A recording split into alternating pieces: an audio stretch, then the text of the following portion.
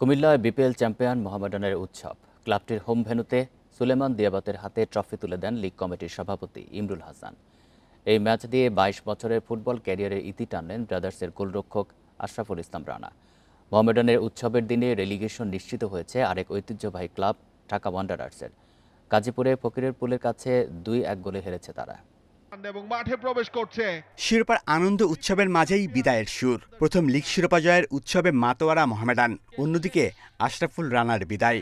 সতীর্থদের guard of অনারের মধ্যে দিয়ে হেঁটে যাওয়া, সবার অগোচরে আবেগী এই ফুটবলার মুছলেন নিজের চোখ।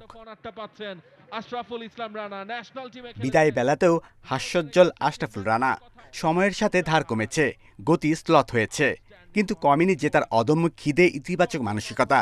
ম্যাচ হারলেও আবেগ নিয়ন্ত্রণ করেছেন। সবশেষ এই ব্রাদার্স ইউনিয়ন দিয়ে বিদায়ী ম্যাচ রাঙাতে পারেননি আশরাফুল। শিরোপা নিশ্চিত হওয়ায় অনেকটাই নির্ভর ছিল মোহামেডান। অপেক্ষা ছিল স্বপ্নের ট্রফি ছুঁয়ে দেখার। লোকাল ফুটবলে বাংলাদেশের ৩-৩ সমতায় ম্যাচ শেষ হতেই ফুটবলারদের উল্লাস, স্মোক ফ্লেয়ার নিয়ে সমর্থকদের উৎসব।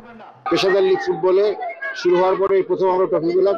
আসলে এটা অনেক আনন্দের। গোলকিপার রানা রিটায়ার করলো ফুটবল থেকে, এটা আসলে একটা খুব বেদনাদায়ক।